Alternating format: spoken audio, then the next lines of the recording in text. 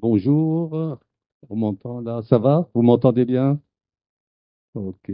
Bon, il n'y a pas grand monde, mais on est entre nous du coup, c'est pas plus mal. Ça permet quand même de discuter s'il le faut et s'il y a des questions, de pouvoir en parler. Alors, au niveau de la fédération, il y a un pôle médical que je dirige. Je me présente, moi, je suis chirurgien de profession et puis je suis le médecin fédéral. J'ai déjà fait une mandature, la dernière mandature pendant 4 ans, et puis là, je renouvelle une nouvelle mandature depuis cette année pour 4 ans. La suite. Alors, en premier, on va voir comment ça se passe de point de vue médical au niveau de l'ULM. Est-ce qu'il y a une réglementation? Parce qu'il ne faut pas croire qu'en ULM, on peut faire n'importe quoi. Euh, du point de vue santé, comme ce qui peut être pensé ou ce qui peut être dit dans d'autres fédérations aéronautiques où ils ont une réglementation un peu plus tatillonne. Donc, on a un nouveau règlement médical là, qui vient d'être validé par le comité directeur en mars 2024. Et en plus, la nouveauté, c'est que la fédération, la FFPLUM, est reconnue maintenant comme une fédération de sport de haut niveau par le ministère du Sport. Et du coup, on a 3 niveaux de surveillance médicale. On a un niveau qui est destiné aux pilotes, la surveillance des pilotes, la surveillance des pilotes qui font la compétition, c'est un peu différent, et la surveillance du haut niveau qui s'adresse vraiment aux ceux qui pratiquent la compétition de haut niveau. Et on en a maintenant pas mal au niveau mondial puisqu'on est champion du monde.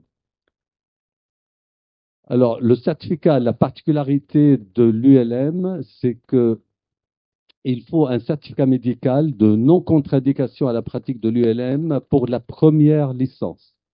Et ce certificat, ce qui est la différence par rapport à la FFA et à l'aéronautique générale, c'est qu'il peut être établi par tout médecin, qu'il soit généraliste ou spécialiste, et non pas forcément par un médecin aéronautique.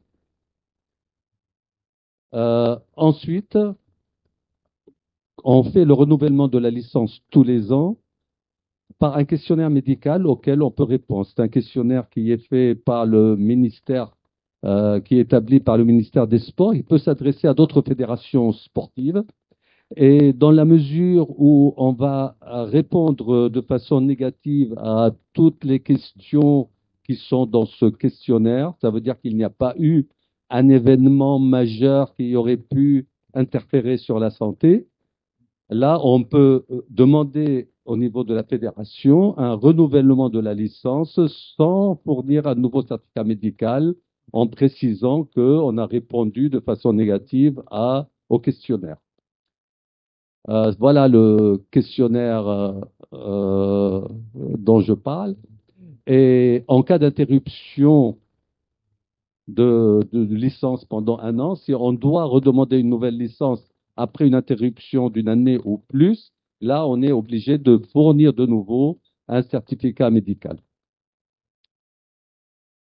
Ça, c'était pour le pilote lambda ce qui ne fait pas de compétition. Par contre, pour les pilotes qui font les compétitions, ils doivent fournir toujours un certificat médical de non-contre-indication établi toujours par un médecin généraliste ou spécialiste et non pas aéronautique. Mais la différence, c'est que ce certificat, il doit dater de moins d'un an par rapport à la date prévue des compétitions. Ensuite, il y a le sport de haut niveau.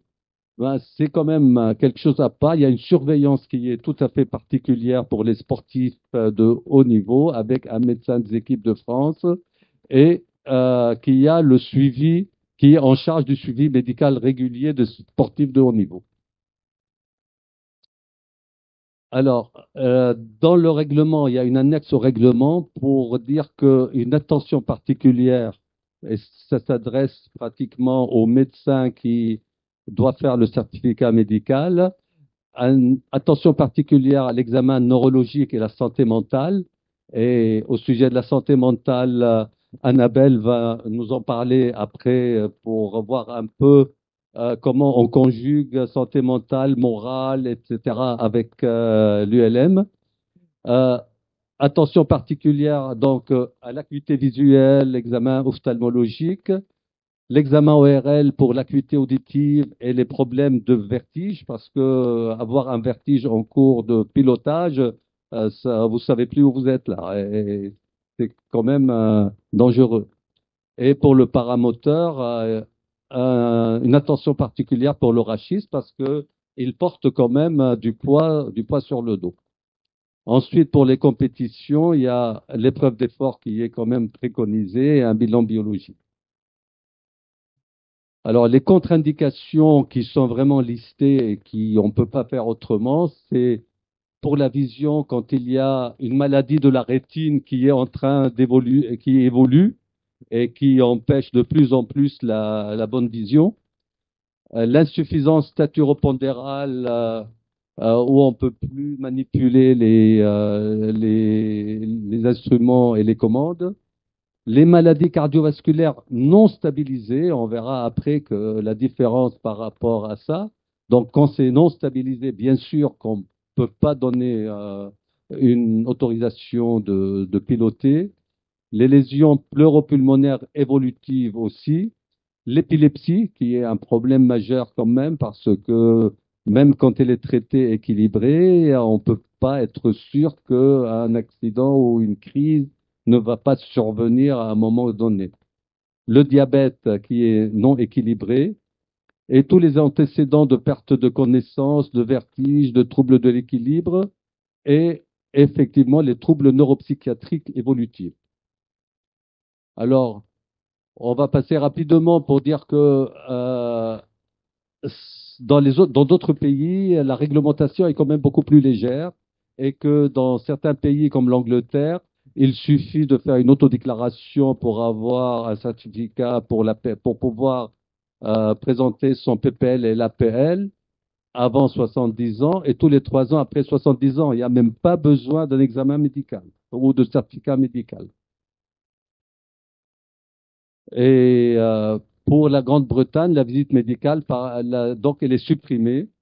Les textes européens permettent donc une visite médicale chez un médecin généraliste et non aéronautique, mais par contre en France, pour la classe 2 par exemple, ou le LAPL ou le PPL, c'est la classe 2, le, le certificat, il est obligatoirement fait par un médecin aéronautique. Et on sait quand même qu'il y a de moins en moins de médecins aéronautiques disponibles. Alors, il y a une nouvelle réglementation qui vient de sortir, c'est l'arrêté du 17 février 2025, c'est pour l'ULM professionnel, OPS, qu'on appelle OPS, c'est-à-dire qui permet, qui est utilisé de façon commerciale et qui permet d'emmener des baptêmes, de faire des baptêmes payants ou de faire des travaux. Et pour cela, il y a la réglementation prévoit certaines contraintes au niveau machine, au niveau carnet de vol, au niveau aptitude du pilote, mais aussi au niveau du certificat médical, ça change parce que la DGAC impose maintenant, et c'est pas la FF Plume, hein, il ne faut pas croire que ça vient de la FF Plume, au contraire. La FF Plume, pendant 2 ans, on a discuté à la DGAC pour assouplir ce que la DGAC allait nous sortir comme réglementation qui était calquée carrément sur la classe 2 aéronautique. Et donc, on a réussi à obtenir quand même que nous avions proposé, nous, à partir de 60 ans, ils ont gardé quand même les 40 ans, mais ils ont assoupli au lieu de tous les 2 ans, c'est passé tous les 5 ans. Et au lieu que ça soit fait par un médecin aéronautique, c'est fait par un médecin généraliste. Donc, on a pu obtenir cet assouplissement. Donc, entre 40 et 60 tous les 5 ans, entre 60 et 70 tous les 2 ans, et à partir de 70 ans, c'est le certificat médical est obligatoire tous les ans. Donc, je parle bien de l'ULM OPS, c'est-à-dire c'est l'ULM opérationnel, l'ULM où il y a des vols payants.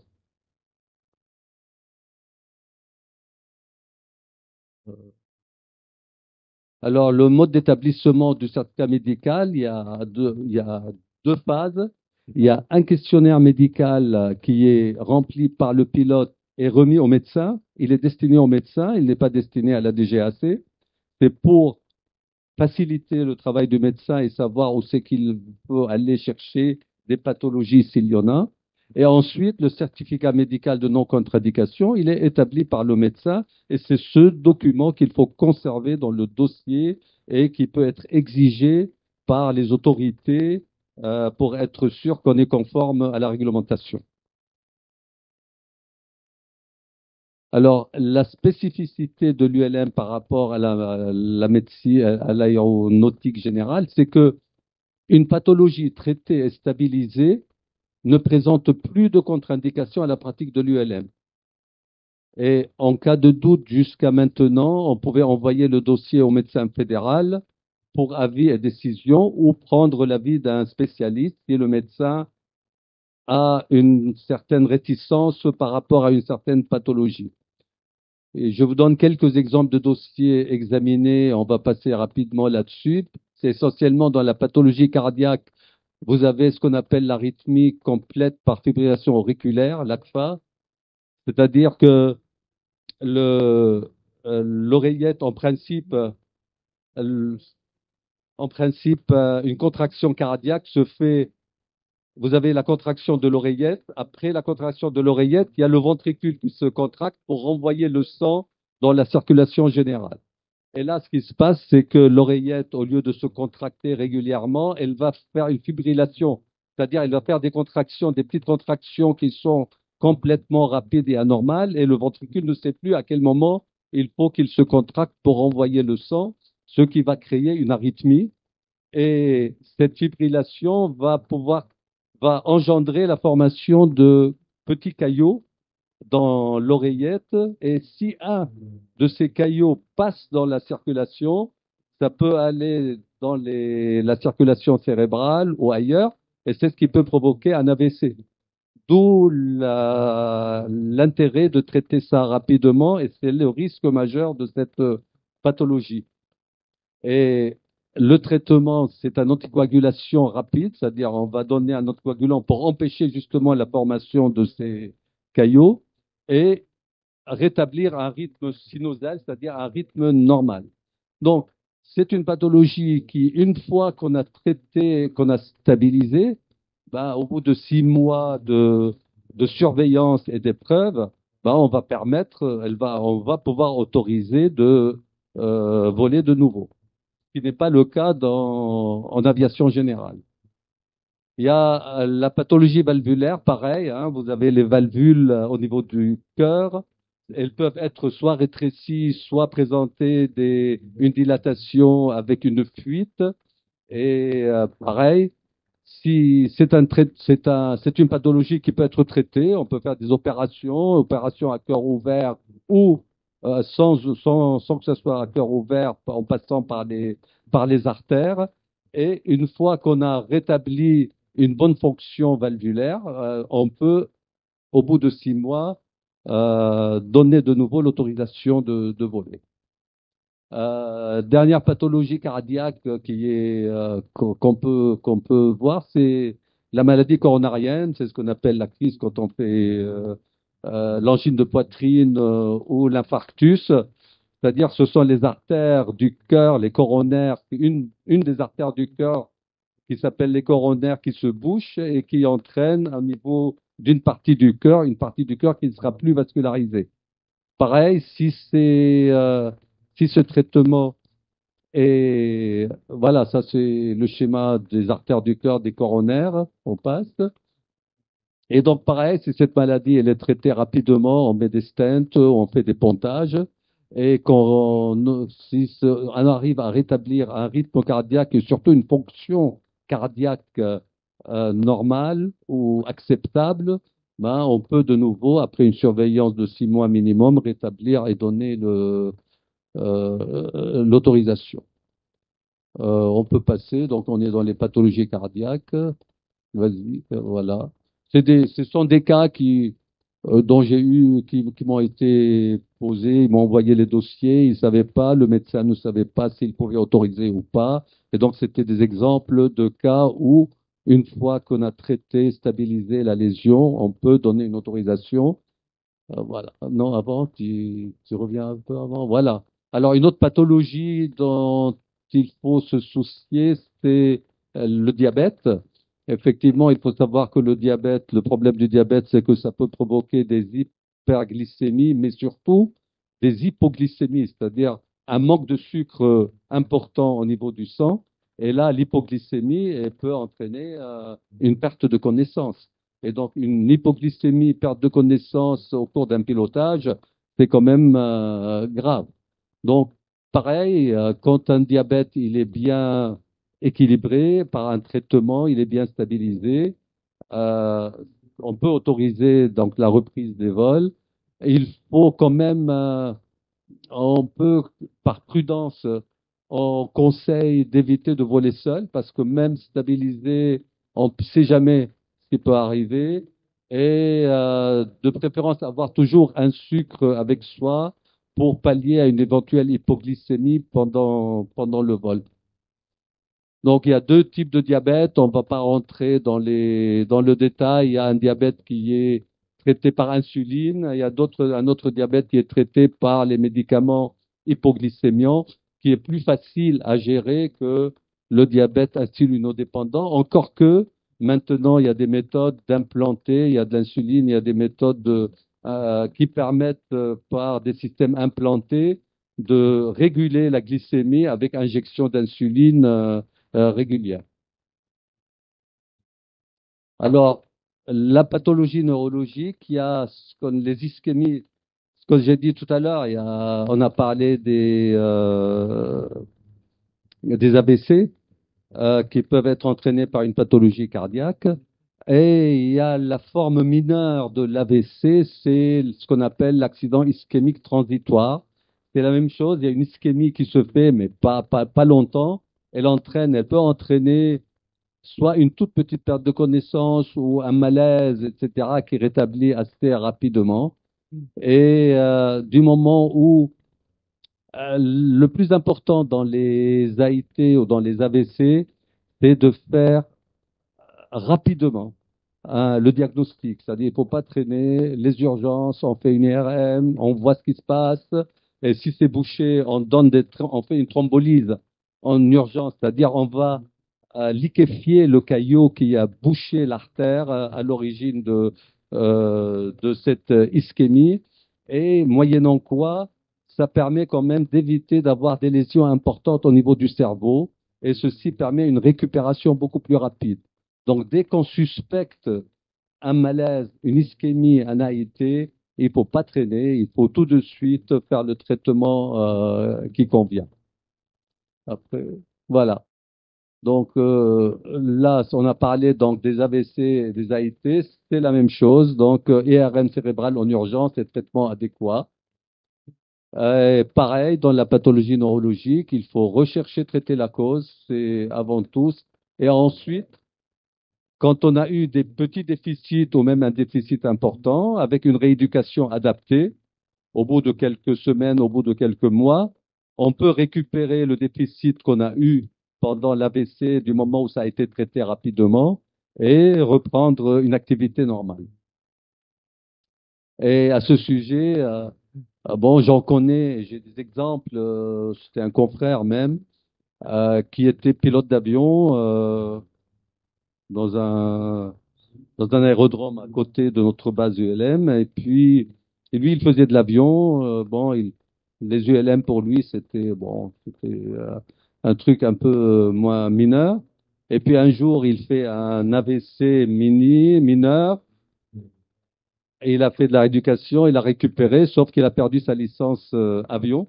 Et du coup, bah, là, il était obligé de venir à l'ULM. Il était bien content de venir à l'ULM et il a pu piloter. Alors, l'épilepsie, c'est quand même un problème un peu difficile parce que malgré les traitements, il y a deux sortes d'épilepsie. Il y a l'épilepsie, ce qu'on appelle l'absence épileptique, c'est la forme mineure. L'absence épileptique, c'est le patient ne s'en rend pas compte. Et c'est quelqu'un qui est en train de parler, tout d'un coup, il va s'arrêter. Et ensuite, il va reprendre là où il s'est arrêté sans se rendre compte qu'il y a eu un petit arrêt ou une petite absence. Et c'est son entourage qui va voir ça, qui va s'en rendre compte et qu'on va faire le diagnostic d'une épilepsie mineure. Sinon, la grande crise d'épilepsie, c'est avec des convulsions, c'est quelque chose de manifeste. C'est une manifestation qui est quand même assez importante, qu'on ne peut pas passer à côté. Et c'est la raison pour laquelle l'épilepsie est quand même un sujet délicat, parce que même même s'il n'est pas pilote, une crise d'épilepsie à côté d'un pilote, les mouvements sont tellement désordonnés, anormaux, incontrôlables que ça peut mettre en péril aussi le pilotage du pilote qui est à côté. Après, alors là, on passe dans la pathologie du comportement et là, c'est vraiment, ça c'est contre-indication absolue. Hein, il ne faut pas chercher là, que ce soit l'état dépressif, l'anxiété importante, l'alcoolisme et le comportement suicidaire. Donc, ce sont donc des cas où c'est quand même compliqué d'autoriser le vol. Après, vous avez au niveau vision, euh, l'acuité visuelle, si elle est après correction aux alentours de 7 dixièmes, ça permet quand même, c'est compatible avec le vol. Il faut savoir que le daltonisme n'est pas un problème puisqu'en ULM, on ne fait pas de vol de nuit et les couleurs n'influent pas sur la qualité du vol. Alors après, on a tous les troubles qui peuvent se retrouver au niveau de l'appareil locomoteur, c'est-à-dire les bras, au niveau des mains, les bras, les jambes, etc. Et il y a eu des cas d'atrophie congénitale, c'est-à-dire des gens qui sont nés avec une atrophie au niveau de la main où il n'y a pas de doigts et tout ça, ou bien des amputations après accident. Ben, il faut savoir que une adaptation est possible au niveau de l'appareil et qu'on a une commission au niveau de la fédération qui est le HANDI. Et c'est Alain Réveillon qui en est le responsable. Et vous avez au Mulme, là, le village Handi, qui permet de voir un petit peu toutes les évolutions des machines qu'on peut faire pour aider les handicapés à pouvoir quand même voler. Donc ça, c'est les adaptations qu'on peut faire au niveau des machines, que ce soit par un malonnier, souvent un malonnier qui permet d'éviter pour un paralysé au niveau des deux membres inférieurs de pouvoir piloter. Alors le vertige paroxystique, hein, c'est aussi un problème souvent qui vient au niveau du centre de l'équilibre qui se trouve au niveau de l'oreille interne. Et il peut y avoir des petits cristaux au niveau des canaux semi-circulaires qui se trouvent dans l'oreille interne. Et parfois, un de ces cristaux peut bouger et entraîner un vertige paroxystique. Et c'est quand même embêtant hein, quand ça arrive en cours de vol. Il y a eu un accident d'un paramoteur qui a été attribué à ça parce qu'on a trouvé que dans ses antécédents, il a eu des vertiges paroxystiques qui ont été traités et on pense que il a dû faire un vertige paroxystique lors de cet accident. Donc, on travaille à la fédération, surtout bon, la commission médicale. On intervient au niveau avec le BEA sur les accidents ULM, parce que avec décès, il faut savoir que le BEA ne va pas enquêter sur tous les accidents ULM qui arrivent. Il va enquêter uniquement sur les accidents ULM où il y a décès. Et à partir de là, il y a une collaboration et ils étudient la machine pour savoir si ça vient de la machine, mais ils s'adressent à nous pour savoir le côté médical du pilote. Est-ce qu'il y avait des antécédents? Est-ce qu'il y avait un certificat médical? Est-ce qu'il y avait un questionnaire? Pour voir si une cause médicale aurait été à l'origine de cet accident. Et donc, le plus important, c'est, voilà, ça c'est le problème du vieillissement. On en parle, il faut qu'on réfléchisse à ça, à quel moment un pilote doit arrêter de voler. Il n'y a pas de limite d'âge comme, comme pour la conduite automobile, hein. Il n'y a pas de limite d'âge faite par le législateur pour dire voilà, à tel âge on arrête ou à tel âge il faut faire tels examens. Et typiquement, j'ai eu un dossier qui m'a été soumis à un monsieur de 87 ans, quadruple pontage coronarien, diabète, insuffisance rénale. Il était dans l'aéronavale 3000 heures, 1000 heures en avion taxi, et il s'adressait à la fédération en disant, mais comment ça se fait que aucun médecin ne veut me délivrer un certificat d'aptitude? Ben, je lui ai dit qu'à partir d'un certain moment, il faut peut-être savoir s'arrêter, et puis pour sa propre sécurité et pour la sécurité des autres, parce que même s'il vole tout seul, s'il a un accident, rien ne dit qu'il va pas tomber sur une maison, une école, quelque chose comme ça, et entraîner d'autres. Donc, en conclusion de ça, est-ce qu'un certificat médical aéronautique est une garantie absolue de sécurité? Les statistiques et études anglaises démontrent que non. C'est pour ça que on peut pas dire que voilà, j'ai un classe 2, donc je suis à l'abri. Ça veut rien dire, hein. On peut avoir un classe 2 et le lendemain faire un malaise, hein. Par contre, en ULM, les pathologies traitées et stabilisées sont compatibles avec le vol en ULM, on l'a vu. Et ce qui est le plus important, c'est la responsabilisation du pilote à son état physique avant chaque vol. Et c'est vraiment l'élément primordial de sécurité. Il faut savoir, est-ce que ce jour, est-ce que je suis en état de voler? Et est-ce que j'ai bien dormi? Est-ce que j'ai pas de soucis? Et pour ça, on peut faire une checklist, c'est la checklist MAPFORM, c'est-à-dire chaque lettre elle à, correspond à des items. M comme médicament. Est-ce que je prends des médicaments qui peuvent altérer la vigilance ou la prise de décision? L'alcool, évidemment, on fait pas, on pilote pas quand on prend de l'alcool. Et ça, on le voit dans les tours LM qu'on fait, c'est alcool interdit absolument. Et la fatigue, aujourd'hui je suis en état, est-ce que je suis pas fatigué, est-ce que j'ai bien dormi, est-ce que voilà.